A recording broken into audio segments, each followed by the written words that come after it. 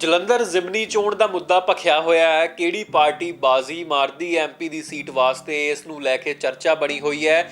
ਦੂਜੀ ਚਰਚਾ ਬਣੀ ਹੋਈ ਹੈ ਅਸ਼ਲੀਲ ਵੀਡੀਓ ਮਾਮਲੇ ਦੀ।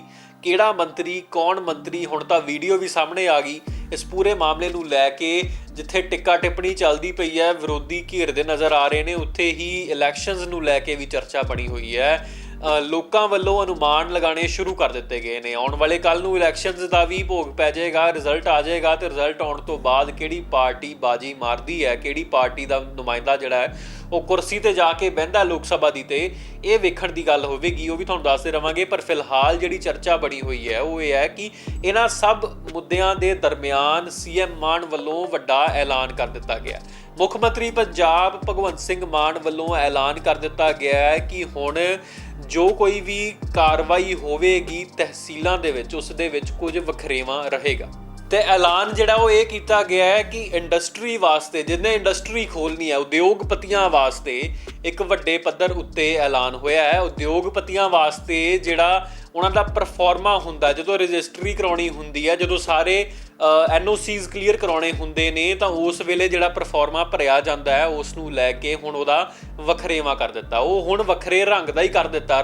ਵੱਖਰੇ ਰੰਗ ਦਾ ਕਰਨ ਦਾ ਮਤਲਬ ਕਿ ਉਹਨੂੰ ਬਾਕੀ ਪਰਫਾਰਮਿਆਂ ਤੋਂ ਅਲੱਗਾ ਕਰ ਦਿੱਤਾ। ਹੁਣ ਇੰਡਸਟਰੀ ਵਾਸਤੇ, ਜਿਹਨੇ ਇੰਡਸਟਰੀ ਖੋਲ੍ਹਣੀ ਹੈ, ਉਸ ਨੂੰ ਹੁਣ ਕੋਈ ਵਾਧੂ ਝੰਜਟ ਦੇ ਵਿੱਚ ਪੈਣ ਦੀ ਲੋੜ ਨਹੀਂ ਹੈ। ਉਹ ਸਿੱਧਾ ਪੋਰਟਲ ਤੇ ਜਾਵੇ, ਪੰਜਾਬ ਸਰਕਾਰ ਦੇ ਪੋਰਟਲ ਤੇ ਜਾਵੇ, ਤਾਂ ਉਸ ਪੋਰਟਲ ਦੇ ਵਿੱਚ ਜਾ ਕੇ ਸਿੱਧਾ ਕੰਮ ਜਿਹੜਾ ਉਸ ਵਿਅਕਤੀ ਦਾ ਹੋ ਸਕਦਾ। ਯਾਨੀ ਕਿ ਜਿਹੜਾ ਇੱਕ ਹਰੇ ਰੰਗ ਦਾ ਸਟਾਂਪ ਪੇਪਰ ਹੈ ਉਹਨੂੰ ਲਓ, ਜਿਹਨੇ ਆਪਣੀ ਇੰਡਸਟਰੀ ਖੋਲ੍ਹਣੀ ਹੈ, ਜਿਹੜਾ ਉਦਯੋਗਪਤੀ ਹੈ, ਜਿਹੜਾ ਵਪਾਰੀ ਹੈ, ਉਹ ਉਸ ਹਰੇ ਰੰਗ ਦੇ ਸਟਾਂਪ ਪੇਪਰ ਨੂੰ ਫਿਲ ਕਰੇ, ਉਸ ਨੂੰ ਸਬਮਿਟ ਕਰੇ।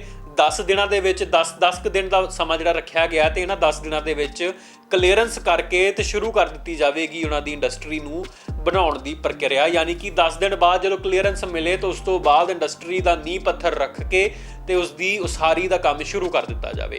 ਹੁਣ ਖੱਜਲ ਖੁਆਰੀ ਦੀ ਲੋੜ ਨਹੀਂ ਹੋਵੇਗੀ। ਜਿੰਨੇ ਕਿਸੇ ਨੇ ਇੰਡਸਟਰੀ ਸ਼ੁਰੂ ਕਰਨੀ ਹੈ, ਖੋਲ੍ਹਣੀ ਹੈ, ਉਦਯੋਗ ਸ਼ੁਰੂ ਕਰਨਾ ਹੈ, ਉਦਯੋਗਪਤੀ ਵਾਸਤੇ ਸੁਨਹਿਰੀ ਮੌਕਾ ਹੈ। ਸੀਐਮ ਭਗਵੰਤ ਮਾਨ ਵੱਲੋਂ ਸਟਾਂਪ ਪੇਪਰ ਹੀ ਵੱਖ ਕਰ ਦਿੱਤਾ ਗਿਆ। ਯਾਨੀ ਕਿ ਪੋਰਟਲ ਤੇ ਜਾਓ, ਵੱਖਰਾ ਸਟਾਂਪ ਪੇਪਰ ਭਰੋ, ਉਸ ਨੂੰ ਭਰ ਕੇ ਹੋਰ ਕਿਸੇ ਤੌਰ ਦੀ NOC ਲੈਣ ਦੀ ਲੋੜ ਨਹੀਂ, ਹੋਰ ਕਿਸੇ ਤੌਰ ਦੀ NOC ਦੇ ਵਿੱਚ ਅੜੇ ਰਹਿਣ ਦੀ ਲੋੜ ਨਹੀਂ।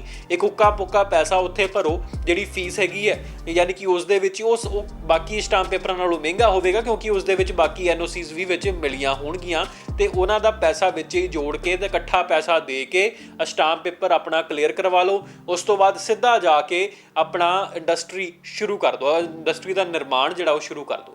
ਇਹ ਸਾਫ਼ ਤੌਰ ਤੇ ਹੁਣ ਸੀਐਮ ਮਾਨ ਵੱਲੋਂ ਕਰ ਦਿੱਤਾ ਗਿਆ ਕਿ ਹੁਣ ਖੱਜਲ ਖੁਆਰੀ ਨਹੀਂ ਹੋਣੀ ਪਵੇਗੀ। ਇਹ ਵੱਡਾ ਫੈਸਲਾ ਹੈ। ਸਟਾਂਪ ਪੇਪਰ ਵੱਖੋ ਵੱਖ ਕਰ ਦਿੱਤੇ ਨੇ। ਪਹਿਲਾਂ ਕਤਾਰਾਂ ਦੇ ਵਿੱਚ ਲੱਗਿਆ ਰਹਿਣਾ ਪੈਂਦਾ ਸੀ, ਵੱਧ ਦਿਨ ਲੱਗ ਜਾਂਦੇ ਸੀ, ਤੇ ਉਧਰ ਦੂਜੇ ਪਾਸੇ ਵਿਆਜ ਪੈਂਦਾ ਰਹਿੰਦਾ ਸੀ। ਇਸ ਵਾਸਤੇ ਜਿਹੜੇ ਵਪਾਰੀ ਨੇ ਉਹਨਾਂ ਨੂੰ ਕਾਫੀ ਖੱਜਲ ਹੋਣਾ ਪੈਂਦਾ ਸੀ। ਪਰ ਹੁਣ ਸਿੱਧੇ ਤੌਰ ਤੇ ਸੀਐਮ ਮਾਨ ਵੱਲੋਂ ਐਲਾਨ ਕਰ ਦਿੱਤਾ ਗਿਆ ਕਿ ਸਟਾਂਪ ਪੇਪਰ ਵੱਖੋ ਵੱਖ ਕਰ ਦਿੱਤੇ ਨੇ। ਸਟਾਂਪ ਪੇਪਰ ਹੁਣ ਹਰੇ ਰੰਗ ਦਾ ਸਟਾਂਪ ਪੇਪਰ ਵਪਾਰੀਆਂ ਵਾਸਤੇ, ਉਹ ਭਰੋ, ਉਹਦੇ ਵਿੱਚ ਹੀ NOC ਹੋ ਜਾਏਗੀ, ਉਹਦੇ ਵਿੱਚ ਹੀ ਸਾਰਾ ਕੁਝ ਹੋ ਜਾਵੇਗਾ, ਤੇ ਉਸ ਤੋਂ ਬਾਅਦ ਸਿੱਧੀ ਕਲੀਅਰੈਂਸ ਤੇ ਨਾਲ ਦੀ ਨਾਲ ਕੰਮ ਸ਼ੁਰੂ। ਹੁਣ ਕਿਸੇ ਤੌਰ ਦੀ ਖੱਜਲ ਖੁਆਰੀ ਚੋਂ ਲੰਘ ਕੇ ਜਾਣ ਦੀ ਲੋੜ ਨਹੀਂ ਹੋਵੇਗੀ। ਇਹ ਸਭ ਤੋਂ ਪਹਿਲਾਂ ਸਰਕਾਰ ਦੇ ਵਿੱਚ ਕਥਿਤ ਤੌਰ ਤੇ ਸ਼ੁਰੂ ਕੀਤਾ ਗਿਆ। ਸੀਐਮ ਮਾਨ ਦਾ ਕਹਿਣਾ ਹੈ ਕਿ ਇਹ ਇੱਕ ਚੱਕਰਵਰਤੀ ਫੈਸਲਾ ਹੈ, ਤੇ ਇਸ ਫੈਸਲੇ ਨੂੰ ਲੈ ਕੇ ਜਲਦ ਤੋਂ ਜਲਦ ਕੰਮ ਸ਼ੁਰੂ ਕਰ ਦਿੱਤਾ ਜਾਵੇਗਾ, ਤੇ ਆਉਣ ਵਾਲੇ ਵਕਤ ਦੇ ਵਿੱਚ ਇਸ ਦੇ ਨਾਲ ਵਰਕਲੋਡ ਘਟੇਗਾ, ਸਮੇਂ ਦੀ ਬਚਤ ਹੋਵੇਗੀ, ਤੇ ਪੈਸੇ ਦਾ ਵੀ ਬਚਾਅ ਹੋਵੇਗਾ। ਇਸ ਪੂਰੇ ਮਾਮਲੇ ਨੂੰ ਲੈ ਕੇ ਸੀਐਮ ਮਾਨ ਦਾ ਇਹ ਵੱਡਾ ਦਾਅਵਾ ਕਰ ਦਿੱਤਾ ਗਿਆ, ਵੱਡਾ ਐਲਾਨ ਕਰ ਦਿੱਤਾ ਗਿਆ।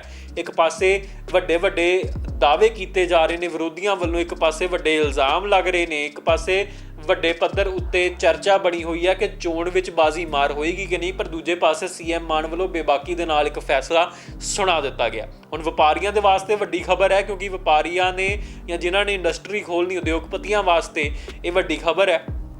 ਹੁਣ ਲਾਈਨਾਂ 'ਚ ਖੱਜਲ ਹੋਣ ਦੀ ਲੋੜ ਨਹੀਂ, ਵਾਧੂ ਦਿਨਾਂ ਦੇ ਵਿੱਚ ਖੱਜਲ ਹੋਣ ਦੀ ਲੋੜ ਨਹੀਂ। 10 ਦਿਨਾਂ ਦਾ ਸਮਾਂ, 10 ਦਿਨਾਂ ਤੋਂ ਬਾਅਦ ਕਲੀਅਰੈਂਸ ਹੋ ਜਾਏਗੀ।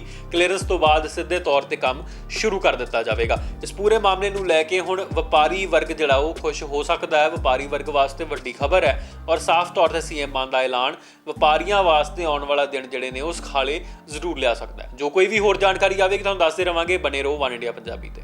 Subscribe to One India channel and never miss an update.